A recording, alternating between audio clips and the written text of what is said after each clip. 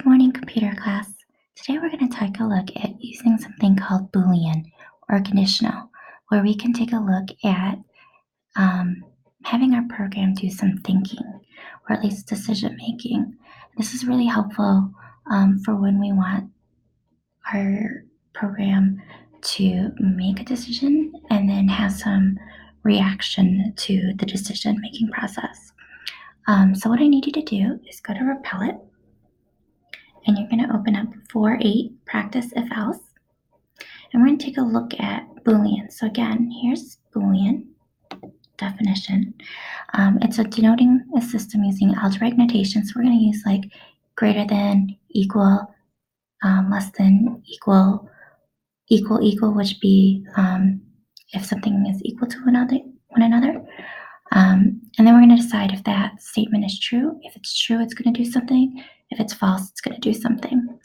We're also going to take a look at if else, and else statements. So in Java has the following conditional statements.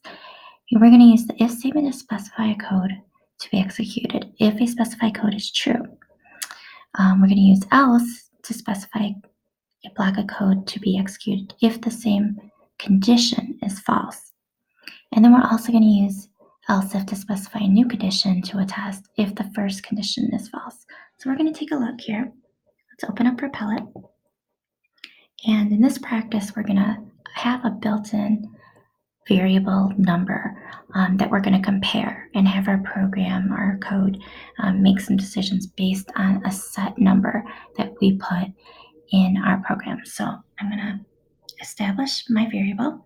Now again, if we were going to do user input, we would have to have our libraries above our class main.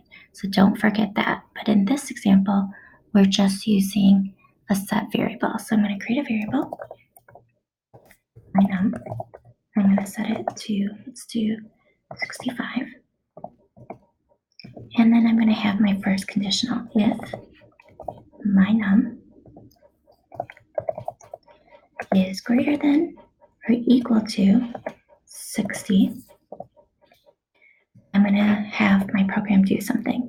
So I'm going to tab it in so I know what it's going to do. So I'm going to do system.out.println.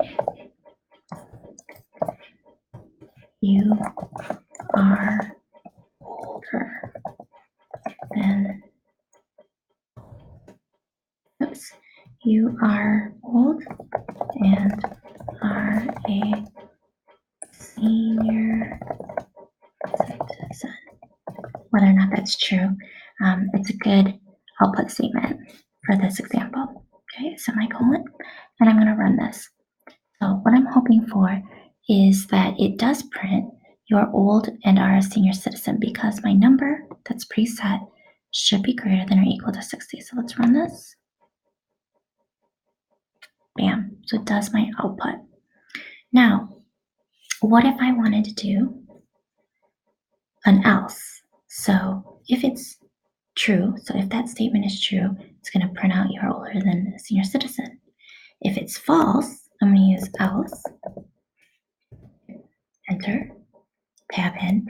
I'm going to say system.out.println and put you are not considered a senior citizen. Okay, semicolon. So if I change my value here, let's say it's less than 60.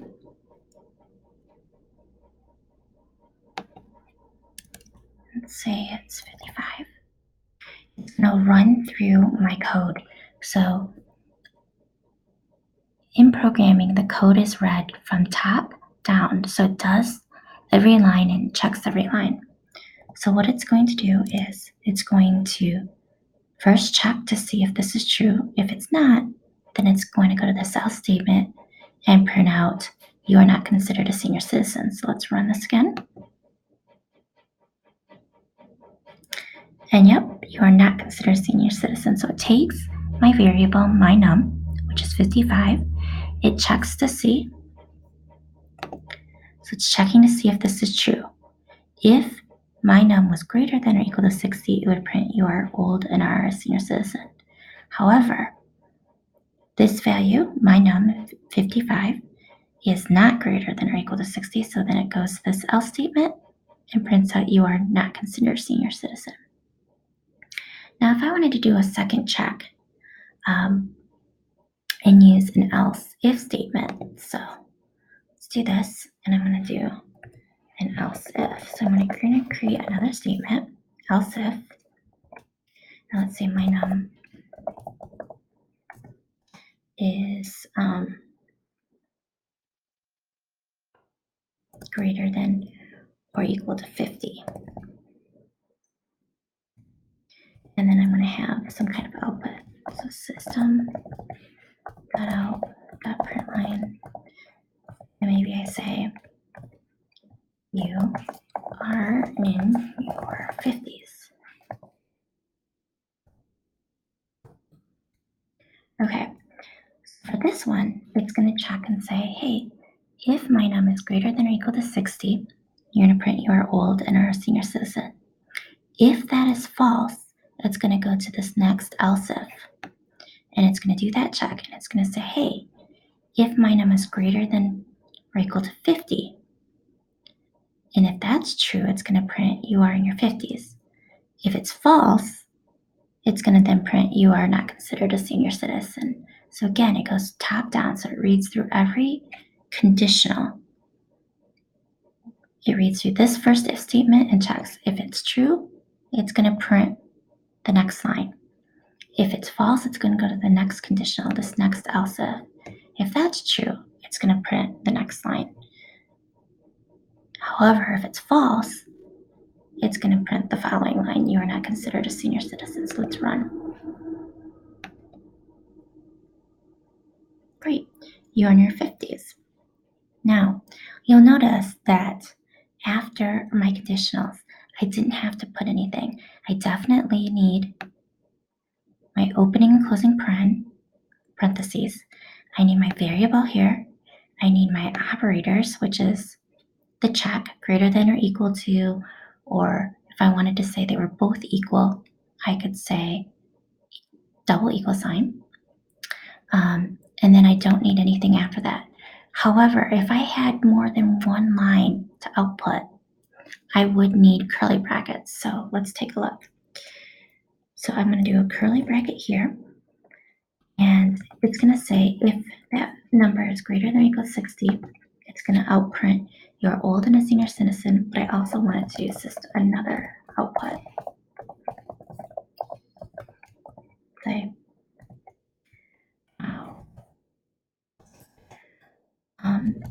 well, maybe I'll say you are old and are a senior citizen, you will receive a senior citizen discount.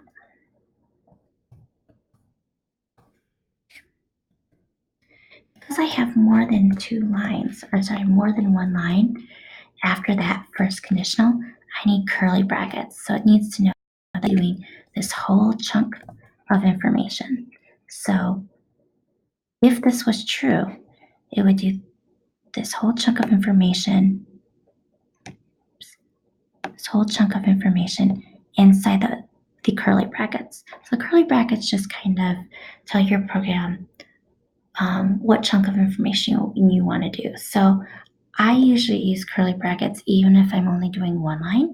So you can even do it here, but they're not necessarily needed.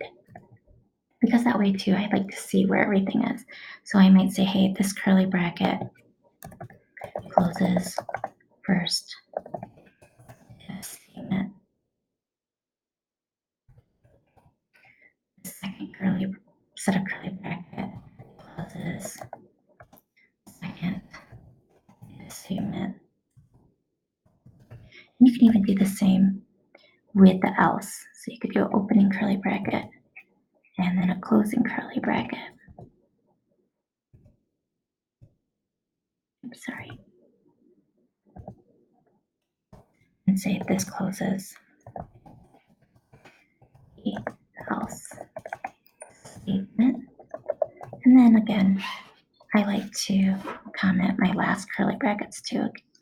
So if you forget, you need two closing curly brackets at the very end. Closes out main function, and then out public main. And that way, or your public main, or you can say class. That way you know what curly brackets go with what. And I like to do that just to kind of keep track. I like to indent from the if statements, so that way I know what is expected for every if statement or every conditional. So here again, my num is 55. It does this first check, and then if that was true, it would do this output. If it's false, it goes to the next else if statement. If that's true, it'll print out that you are in your 50s. If it was false, it would go to this else statement and say you are not considered a senior citizen. I could do another else if statement, so I'm going to actually do that and say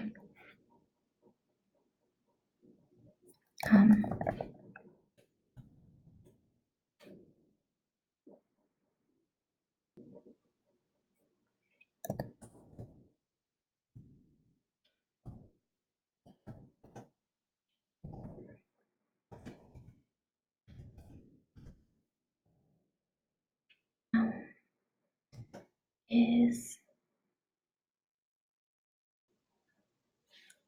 equal to 50. Maybe I want to say you are 50.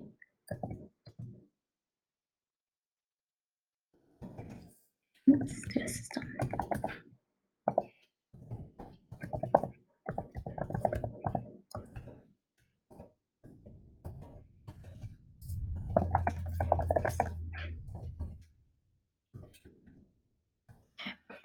So, and maybe instead of greater than and equal to 50, I just want to say if it's greater than. Okay. Okay. So here's what's going to happen. It's going to check this first conditional. If that's true, it's going to print out you are old and are a senior citizen. You will receive a senior citizen discount. If it's false, it's going to go to the next else if statement. It's going to check if my num is greater than 50, you are in your 50s. If that's false, it's going to go to the next else if statement and say, hey, if my num is equal to the value of 50, you are 50. If that's false, it'll then use this else statement and say you are not considered a senior citizen. So let's run. And you are in your 50s. Again, because it's greater than 50. Let's change this now to 50 and see if it hits or if it opens this third if statement. Okay, so let's run. You are 50. So again, it checked this first conditional. If my num is greater than 60, it's greater than or equal to 60, it'll print you are old and are a senior citizen. You will receive a senior citizen discount. If that's false, it's going to go to this next conditional, else if my num is greater than 50. However, you'll notice that my num is actually equal to 50, so that would be false, and it goes to the next else if statement. If my num is equal, so you need the double equal signs, to 50, it's going to now print out system print line you are 50. And then if that was false, it would then go to that final else statement and do a system out print line you are now considered a senior citizen. So you can add, when you have the curly brackets, you notice how with every if statement or every block of that conditional, you'll notice I have an opening, closing, curly bracket. It's good practice to have that because you never know if you're going to have more than one line that's going to do kind of some type of output or some type of result to your conditional. So again, up here is your conditional. This line is your conditional. To check if my num is greater than or equal to 60. true, it's going to do that. If not, it's going to go to this next I'll save it. So this would be considered your second conditional. Second.